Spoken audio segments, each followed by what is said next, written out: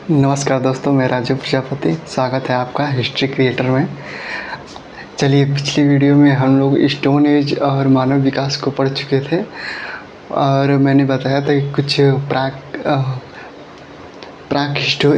प्राक सिंधु सभ्यता के कुछ साक्ष्य हैं, कुछ इसी समय के साक्ष्य हैं, कुछ इसके बाद के भी जो संस्कृति है ये आएगी। तो संस्कृति और सभ्यता में ये हिस्ट्री के यदि इस पॉइंट ऑफ व्यू से देखा जाए तो क्या अंतर है। तो जो संस्कृति है, जितनी भी संस्कृति हमने पिछली वीडियो में पढ़ा था कि मालवा संस्कृति, जारवे संस्कृति हुई, फिर ये गणेश्वर संस्कृति हुई। तो जितने भी संस्कृतियाँ थी तो ये ग्रामीण संस्कृतियाँ थी और ये है सभ्यता। सभ्यता कहाँ से उत्पन्न हुई है तो ये नगरी है। नगरी का मतलब कि इनका सिस्टमेटिक जो स्ट्रक्चर रहेगा वो काफ़ी डेवलप रहेगा संस्कृति से, यानी कि ग्रामीण से ज़्यादा डेवलप स्थिति में कौन से पाए जाएंगे तो ये सभ्यता वाले पाए जाएंगे, यानी कि नगरी वाले पाए जाएंगे। ठीक है, इतनी बात समझ में आ रही है। तो संस्कृति जो रिलेटेड है वो ग्रामीण से होगी और जो सभ्यता रिलेटेड होगी वो नगर से होगी। ठीक, चलिए, सिंधु घाटी सभ्यता को आज हम लोग टॉपिक शुरू करेंगे और ये बिल्कुल हम लोग क्रिस्टल तौर पर पढ़ेंगे, एकदम एक एक पॉइंट को उधेड़ कर पढ़ेंगे कि कैसे ये सिंधु घाटी सभ्यता जन्म ली थी। तो देखिए, इसको क्या क्या पॉइंट रखेंगे। पहला पॉइंट रहेगा भूमिका, दूसरा पॉइंट रहेगा उत्पत्ति, तीसरे पॉइंट में हम लोग रखेंगे कालक्रम, फिर विस्तार, महत्वपूर्ण विशेषताएं और स्थल भी रहेंगे। फिर इसके अगला पॉइंट में रखेंगे सामाजिक एवं संस्कृति, जो भी आर्थिक कार्य ढंग रहेगा। जो सामाजिक संस्कृति में इसमें आप लोग देखेंगे कि कैसे पूजा किया जाता था, कैसे भी ग्रामीण सभ्यता कैसे यहाँ पे पूजा किया जाता था, किसका पूजा किया जाता था। मातृ देवी मिले हैं, फिर उसके बाद पशुपति की नाथ की मूर्ति मिली है। ये सब संस्कृति में देखेंगे और आर्थिक में देखेंगे कैसे ये लोग व्यापार करते थे। फिर संस्कृति का कैसे पतन हुआ था, कैसे ये सिंधु घाटी सभ्यता समाप्त हुई थी, लास्ट पॉइंट में इसको देखेंगे। ठीक है, चलिए अगला पॉइंट पर चलते हैं। पहला पॉइंट डालेंगे भूमिका पॉइंट में क्या होगा कि भूमिका में ये देखेंगे सिंधु घाटी सभ्यता के जो ओरिजिन है या सिंधु घाटी सभ्यता जहाँ से ली गई है ये किस प्रकार से डेवलप है, कहाँ पर है स्थित। तो जो सिंधु घाटी सभ्यता है जो एनसीईआरटी के अनुसार है तो 2500 से लेकर 1800 BC तक हम लोग पॉइंट एनसीईआरटी का ही पॉइंट रखेंगे, क्योंकि एनसीईआरटी ज़्यादातर तौर पर मान्य रहती है। तो इसलिए इसका जो टाइम पीरियड है ये 2500 से 1800 BC तक मान के चलेंगे। ये पहला जो सभ्यता माना जाता है, नगरी सभ्यता, वो मेसोपोटामिया को माना जाता है। इसमें क्या अंतर है जो सिंधु घाटी सभ्यता है। तो देखिए, सिंधु घाटी सभ्यता जो है ये तो है ही, लेकिन जब ये उत्खनन किया गया था तो आप लोगों को पता होगा कि एक नियम होता है कि जिस नदी के किनारे उत्खनन किया जाएगा उसी नदी के नाम पर ये सभ्यता को नाम दिया जाएगा। लेकिन जो हड़प्पा सभ्यता की खोज हुआ था, हड़प्पा सभ्यता की खोज किए थे दयाराम साहनी ने, तो उन्होंने रावी नदी के किनारे खोज किया था, तो इसका नाम रावी घाटी होना चाहिए। लेकिन यहाँ पे ये प्रॉब्लम आया कि रावी के किनारे केवल हड़प्पा का ही पहली बार खोज किया गया। उसके बाद जितने भी स्थल मिले, जितने भी डेवलप स्थिति में मिला, केवल सिंधु घाटी सभ्यता के किनारे ही डेवलप स्थिति में मिला था। इसी के कारण इसकी ज़्यादा प्रसिद्धि हुई सिंधु घाटी सभ्यता, इसी की वजह से कहा जाने लगा था। जैसे कि मैंने मालवा और आहाड़ संस्कृति में बताया था कि मालवा संस्कृति ज़्यादा डेवलप होने लगी थी जबकि आहाड़ संस्कृति पहले आई थी, तो उसका नाम आहाड़ संस्कृति रखा जाना चाहिए। लेकिन मालवा संस्कृति ज़्यादा डेवलप होने के कारण उसको मालवा संस्कृति ही नाम दिया गया था। तो उसी तरह यहाँ भी है, जो रावी नदी है, रावी नदी के किनारे सबसे पहले हड़प्पा का खोज किया गया था।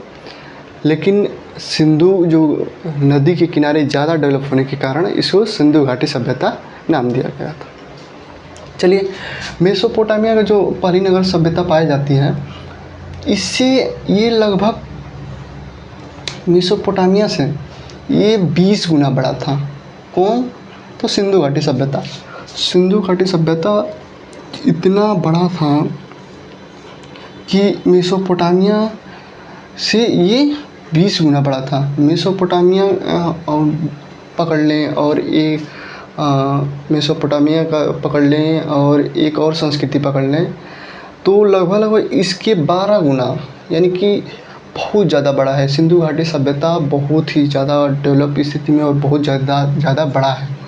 ठीक है, ये यहाँ इसका जो आकृति देख रहे हैं, यहाँ से मांडा से शुरू होके यहाँ यूपी के आलमगीरपुर मेरठ तक, फिर नीचे में आ जाएंगे दक्षिण में, तो दक्षिण में आपका दैमाबाद जो महाराष्ट्र में है, फिर इधर पश्चिम में आ जाएंगे तो पश्चिम में आपका सुतकांगडोर है जो बलूचिस्तान में आएगा। तो इसका जो आकृति जब बनाएंगे तो ये त्रिभुजाकार में आएगा।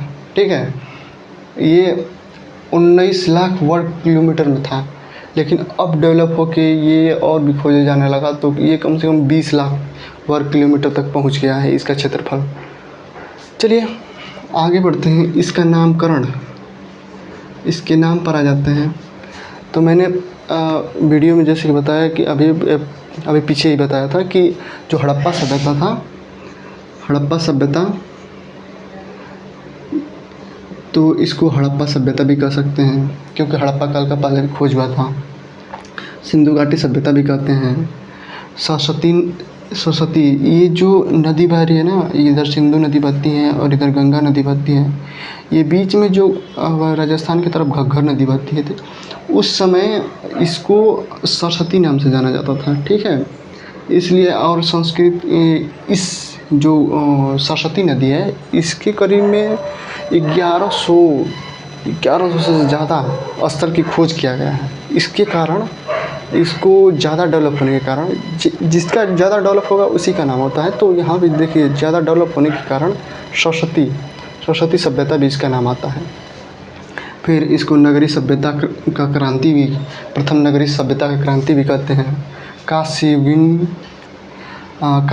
भी कहा जाता है। तो कांस्य का मतलब कि जो ब्रॉन्ज होता है, ब्रॉन्ज जानते ही होंगे, तामा से और टीना से बनाया जाता है।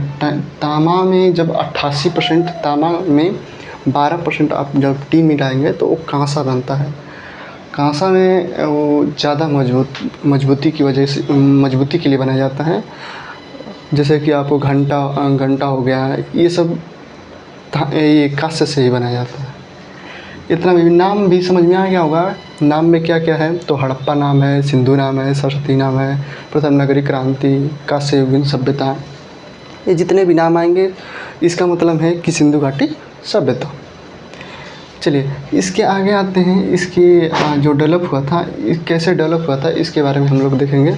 तो 1826 में चार्ल्स मेसन थे अंग्रेज़, तो वो इस हड़प्पा टीला को देखे थे तो उनको ये अनुमान लगा था, इसका जिक्र ये अपने शोध में किए थे कि एक हड़प्पा टीला है। ये मतलब पुरातत्व साइट के अनुसार ये कुछ ना कुछ है, इस पर रिसर्च करना चाहिए। ठीक है, फिर उसके बाद इतना तक यहाँ पे छोड़ दिया गया था, इसका और भी ज़्यादा जिक्र नहीं किया गया है। ठीक, फिर 1856 में जब लॉर्ड डलहौजी का काल चल रहा था, तो उस समय लाहौर से और कराची तक में, लाहौर से सामान यानी जो भी ये खाद्य सामग्री थी, गेहूँ, चावल, धान, इसको व्यापार के लिए ले जाने के लिए कराची तक एक रेलवे लाइन बिछाई जा रही थी। तो रेलवे लाइन बिछाई जा रही थी, तो उसी के बीच में यहाँ पे लाहौर के ही साइड में पास में ये सिंधु घाटी सभ्यता से कुछ ईंट इसमें तोड़ के लगाया जा रहा था। तो इसका जो इसकी जो ये अध्यक्ष थे जॉन ब्रंटन और विलियम ब्रंटन। ये लोग अनुमान लगा कि ये कहाँ से ईंट ला रहे हो, तो उन्होंने बताया कि बगल में एक टीला है, वहाँ से हम लोग ईंट ला रहे हैं। तो बगल से ईंट लाने का मतलब क्या था कि यहाँ पे इन्होंने ध्यान दिया कि ये कुछ कोई ना कोई साइट हो सकती है, ठीक है। फिर इसके बाद कनिंघम ने इस कार्य को, मतलब कि जो ईंटा लाने का कार्य था, इसको रोकवाया और उसको इस पर काम करना चालू कर दिया था। तो पहला नेतृत्व किसने करना चालू कर दिया था? तो कनिंघम महोदय। सिंधु घाटी सभ्यता में कनिंघम महोदय इस पर काम करना शुरू कर दिया।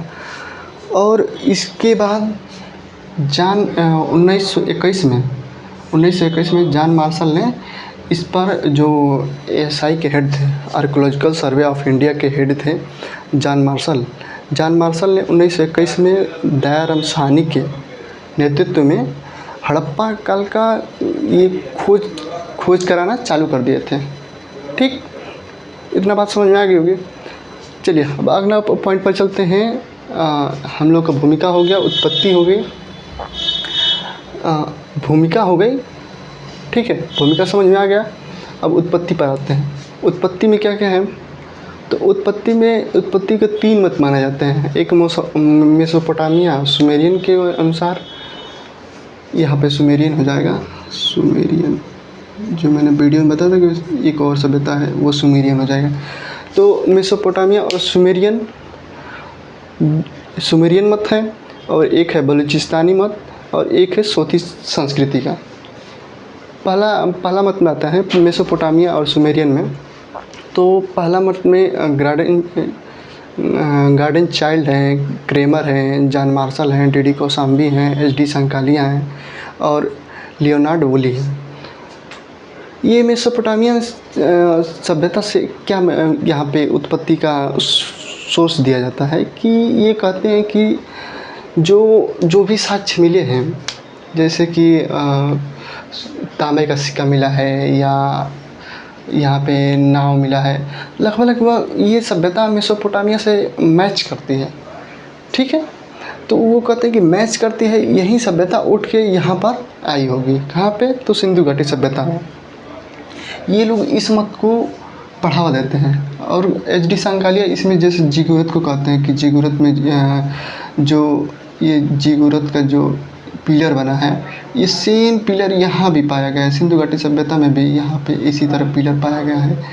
यानी कि जिगुरत के जो न्याय का वो पिलर मिला है ना, तो वैसे ही न्याय का पिलर ये सिंधु घाटी सभ्यता में मिला है। तो बिल्कुल एक दूसरे के ये सेम सभ्यता में सेम मिलता है, इसलिए ये सभ्यता मेसोपोटामिया से ही जन्मी हुई लगती है।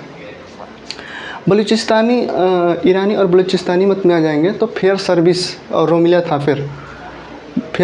रोमिला थाफर इस मत का समर्थन करते हैं और ये कहते हैं कि जो नाल है, कुली है और हड़प्पा है।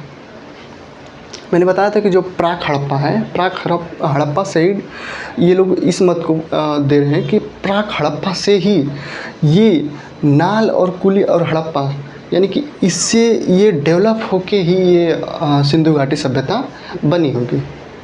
इतना बात समझ में आ गया। मेसोपोटामिया में जो ये विद्वान हैं, Gordon Childe, Kramer, John Marshall, D D. Kosambi, H D. Sankalia, Leonard Woolley, ये मेसोपोटामिया का ही एक पार्ट मानते हैं कि यही पार्ट है और ये पार्ट जाके सिंधु घाटी सभ्यता में डेवलप हुआ है। जबकि ईरानी और बलूचिस्तानी लोग कहते हैं मत में फेयर सर्विस और रोमिला थापर कहते हैं कि यहाँ पर ही जो संस्कृतियाँ पहले थी, नाल और कुली हड़प्पा, ये संस्कृतियाँ ही डेवलप होके ये सिंधु घाटी सभ्यता में बनाई हैं। ठीक, चलिए अब आते हैं सोथी संस्कृति का क्या मतलब है। सोथी संस्कृति एक तरह से राजस्थान में डेवलप हुआ था, जिसकी खोज अमलानंद घोष ने किया था 1953 में। इस मत को माना जाता है कि आल्पियन दंपत्ति और डी.पी. अग्रवाल इस मत को मानते हैं। इसमें ये कहा गया है कि जो सोथी संस्कृति थी राजस्थान में, उसी संस्कृति का डेवलप एक रूप सिंधु घाटी सभ्यता है। ठीक है, तो उत्पत्ति का हम लोग ने अच्छे तरीके से मत को जान लिया। मत में 3 प्रकार के मत, मेसोपोटामिया, ईरानी बलूचिस्तानी और ये सोती संस्कृति का, ये हम लोग का मत भी यानी उत्पत्ति भी कंप्लीट हो गया। ये भी हम लोग को अच्छे तरीके से समझ में आ गया है। तीसरा पॉइंट पर आते हैं कालक्रम। इसका कालक्रम से देखिए क्वेश्चन आता है, बहुत अच्छा खासा क्वेश्चन आता है मिलाने के लिए, और कालक्रम इम्पोर्टेंट भी है और ये पेपर में बार बार पूछा भी जाता है, तो इस कालक्रम को थोड़ा सा ध्यान दीजिएगा। कालक्रम 2 प्रकार से हम लोग आइडेंटिफाई करते हैं। पहला है कि लिपि का पढ़ा न जाना। सबसे बड़ी समस्या है कि ये आद ऐतिहासिक काल है जिसमें लिपि तो कुछ मिली है, लेकिन उस लिपि को हम लोग पढ़ने में अभी सक्षम नहीं है।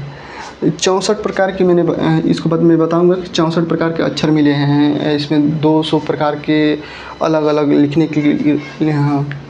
की जो परंपराएं हैं, कैसे लिखा जाता था, बहुत उटपटांग तरीके से लिखा गया है। इसी की वजह से ये नहीं पढ़ा गया है। उत्खनन लंबवत उत्खनन में समस्या। लंबवत उत्खनन में क्या समस्याएं होती हैं कि उत्खनन, आप लोग जानते होंगे कि उत्खनन जो होता है, उत्खनन ये 2 प्रकार से होता है। एक होता है लंबवत और एक होता है हॉरिजॉन्टल। ये लंबवत उत्खनन जैसे कि हम लोग जैसे ऊपर से ऐसे खोदेंगे तो ये लंबवत उत्खनन होगा। लंबवत उत्खनन में समस्या आती है कि जैसे सिंधु घाटी सभ्यता यहाँ पे पाई गई, उसके बाद हम लोग उत्खनन करके फिर और नीचे जाना चाहेंगे तो नीचे में जो पहले डेवलप हुई होंगे संस्कृतियाँ, वो तो मिलना संभव है, लेकिन इस संस्कृति में जितना भी मिला है उस संस्कृति को जानने के लिए हमको और ये सारे सामान धीरे धीरे हटा के और नीचे जाना पड़ेगा। और नीचे में ये समस्या है कि नीचे में भर गया है पानी, और पानी के फिर नीचे हम लोग खुदाई नहीं कर सकते। तो इसी की वजह से इस संस्कृति को और भी जानना मुश्किल हो गया है। तो लंबवत उत्खनन में एक और समस्या आती है कि जितने भी औजार मिल रहे हैं या और भी कुछ मिल रहे हैं, उनकी ज़्यादातर क्षति होने का, जैसे कि ऐसे मारेंगे तो क्षति होने का ज़्यादा चांस रहता है। ठीक है, तो ये उत्खनन लंबवत उत्खनन हो गया। और ये हॉरिजॉन्टल उत्खनन में क्या समस्या आती है, तो हॉरिजॉन्टल उत्खनन है जैसे ये सिंधु घाटी सभ्यता है, तो यहाँ पे कुछ पदार्थ मिले हैं, मृदभांड मिला है, कंकाल मिला है।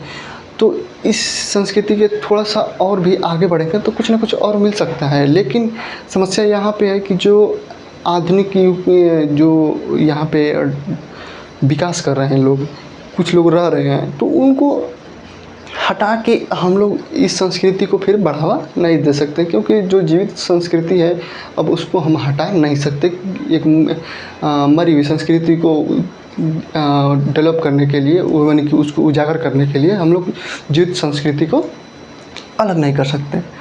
तो दोनों के बारे में मैंने उत्खनन में हल्का फुल्का बता दिया कि दोनों का मतलब कि क्या क्या समस्याएं आती हैं, क्या क्या दिक्कत होती है। ये उत्खनन भी समस्या भी समझ में आ गया। अब इसका टाइम पीरियड देख लीजिए कि टाइम पीरियड में किस इतिहासकार ने, किस महोदय ने क्या क्या कहा है। तो एच फादर हेरास ने इसका टाइम पीरियड बताया है कि ये 6000 BC तक, यानी कि 6000 पहले का है। फिर 6000 प्लस 2000 और जोड़ देंगे BC का, मतलब कि 2000 और जोड़ेंगे तो ये 8000 वर्ष पहले का बताते हैं। कौन बनाते हैं, तो एच हेरास बताते हैं। फिर आगे आ जाएंगे सर जॉन मार्शल कितना बताते हैं, तो 3250 से 2750 तक बताते हैं। माधव स्वरूप कितना बताते हैं, तो माधव स्वरूप 3500 से 3700 के BC के बीच में बताते हैं। ठीक है, मैके महोदय क्या बताते हैं, मैके महोदय बताते हैं कि 2800 से 2500 के बीच में था। मार्टी व्हीलर बताते हैं 2500 से 1500 BC में।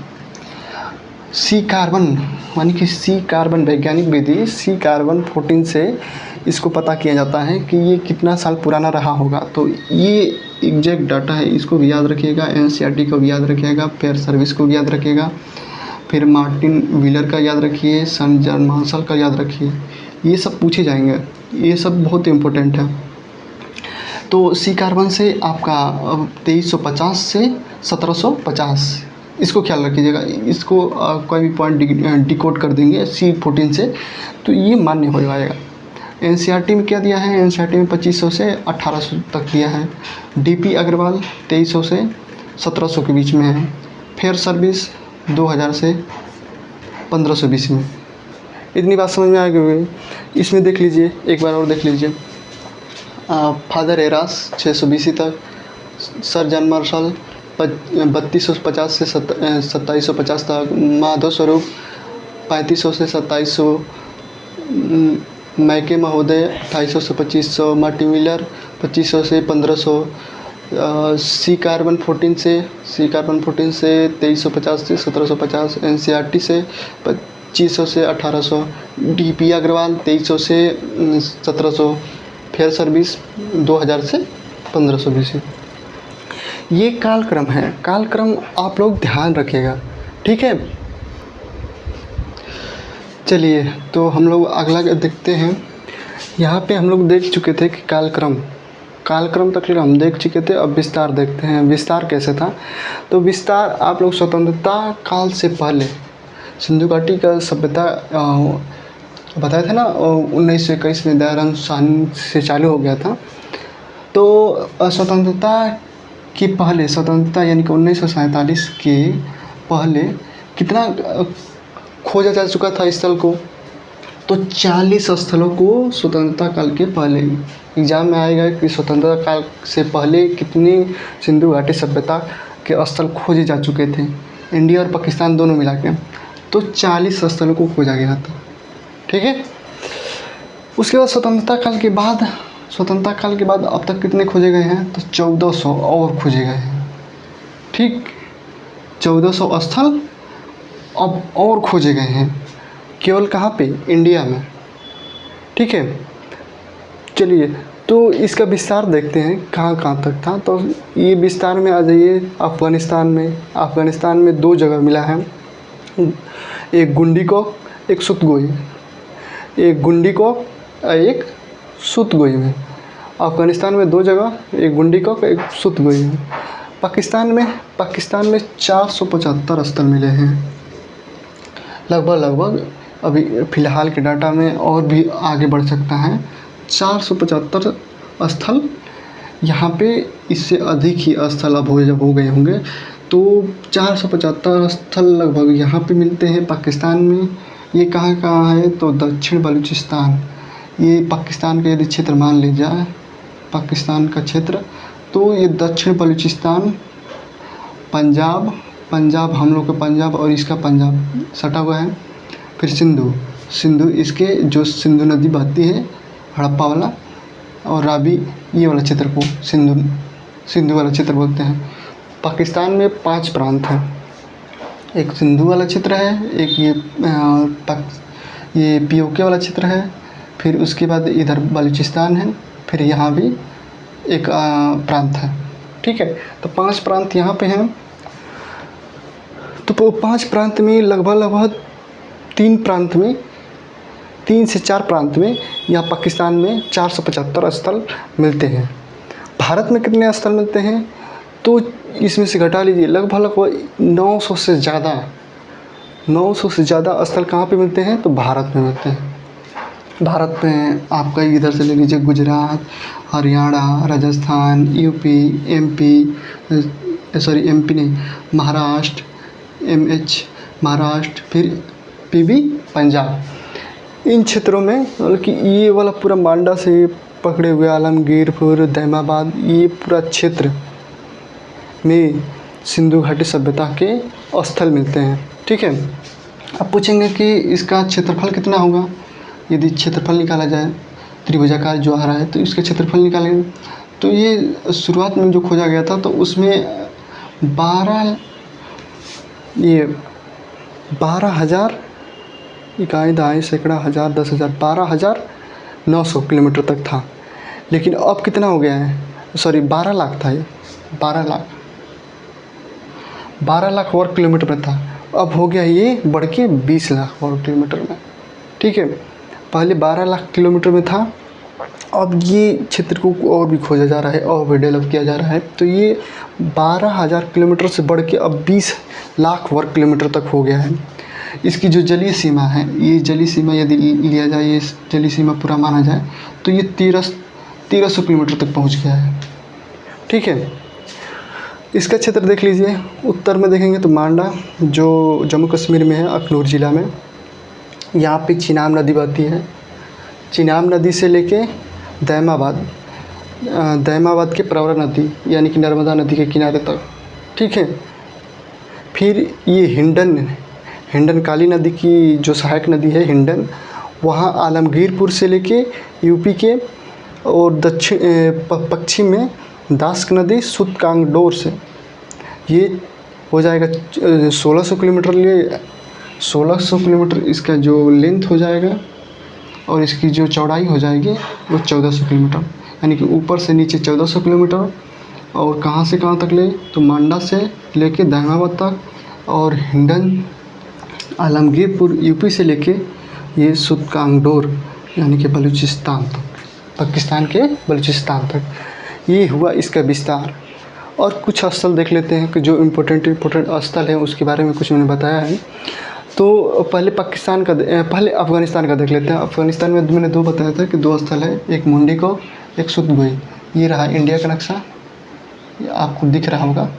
जो इंडिया का नक्शा है इसमें ऊपर में ये पीओके वाला जो क्षेत्र है इससे 105 किलोमीटर तक इंडिया का बॉर्डर मिलता है। ठीक, तो ये वाला 105 किलोमीटर में जो क्षेत्र मिलता है ये अफ़गानिस्तान से लगता है। तो अफ़गानिस्तान में भी 2 क्षेत्र मिला है, एक गुंडीकोक, एक सुतगोई, 2 क्षेत्र हो गया। अब आ जाइए पाकिस्तान में। पाकिस्तान में जो सबसे पश्चिमी सुतकांगडोर है, फिर उसके बाद सुतकाकोट है, फिर उसके बाद बालाकोट है। बालाकोट इस ट्राइब के बारे में जानते होंगे, सुने होंगे कभी। तो ये जितने भी समुद्र से लगे हुए तट हैं ये बलूचिस्तान में आते हैं। ठीक है, फिर आ जाइए ये पंजाब सिंध वाला क्षेत्र में। तो ये सिंध वाले क्षेत्र में हड़प्पा है, जलीलपुर है, डेरा है, चकपुरवा, रामान डेरी, ये सब आएंगे आपका सिंध वाले क्षेत्र में, पाकिस्तान के सिंध वाले क्षेत्र में। हड़प्पा, जलालपुर, डेरा, चकपुरवा, रामान डेरी। ठीक, अब आ जाइए ये पंजाब वाला क्षेत्र में। ये पंजाब पाकिस्तान का पंजाब है। तो मोहनजोदड़ो भी आएगा, चौदड़ो आएगा, कोटदीजी आएगा, आमरी आएगा। ठीक है, तो इसमें देख लीजिए अलीमुराद भी आएगा। तो इसमें देख लीजिए पंजाब का जो क्षेत्र है पाकिस्तान का, मोहनजोदड़ो, चौदड़ो, कोटदीजी, आमरी, अलीमुराद। पाकिस्तान वाला अब आप लोगों को क्लियर हो गया होगा। पाकिस्तान में जो सिंध है, सिंध में हड़प्पा, जलालपुर, डेरा, चकपुरवा, रहमान डेरी, ये आ जाएगा। सिंध में पंजाब में आपका यहाँ पे मोहनजोदड़ो, चौदड़ो, कोटदीजी, आमरी, अलीमुराद आ गया। फिर बलूचिस्तान जो लास्ट में पड़ता है दक्षिण में, तो सुतकांगडो,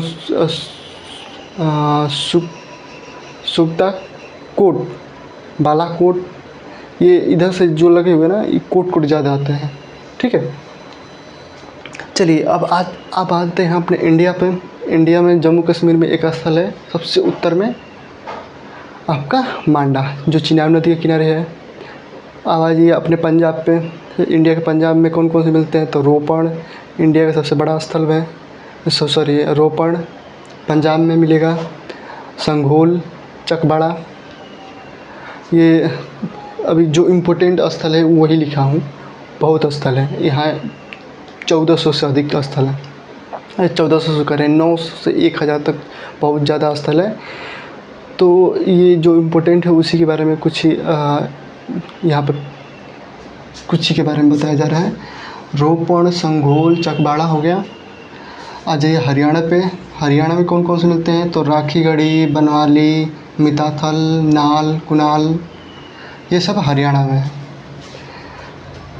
राजस्थान में एक इम्पोर्टेंट है कालीबंगा। ठीक, आ जाइए यूपी में बड़ा गांव, हुलास, मेरठ और आलमगीरपुर। इतनी बात समझ में आ गई। यूपी में बड़ा गांव, हुलास, मेरठ और ये सबसे पूरब वाला क्षेत्र आलमगीरपुर। अजय ये दो खाड़ियों में मिला है। इसको जो ये बीच से काटता है ना, इसको बोलते हैं कच्छ की खाड़ी, जो बीच से काटता है। और जो यहाँ से ये काटता है, नीचे एकदम बिल्कुल जाता है, इसको बोलते हैं खंभात की खाड़ी। खंभात में खाड़ी में कौन कौन से मिले हैं स्थल? तो लोथल मिला है, रंगपुर मिला है, भक्ताराव, मेघम, कुंताला, ठीक है। फिर और नीचे आएंगे तो ये सबसे दक्षिणतम भाग प्रवरा नदी के किनारे दाहिमाबाद है। फिर कच्छ की खाड़ी में आ जाइए। कच्छ की खाड़ी में कौन कौन से हैं? तो कच्छ की खाड़ी में सुरकोटदा है, कोटदा, ठीक है। ये सुतकांगडोर दूसरा है, सुतकोटदा दूसरा है। तो ये सुतकोटदा जहाँ से घोड़े के साथ मिलेंगे, सुतकोटदा से धौलावीरा, देसलपुर, ये सब किस में आएंगे? किस में आ जाएंगे? आपका कच्छ के खाड़ी।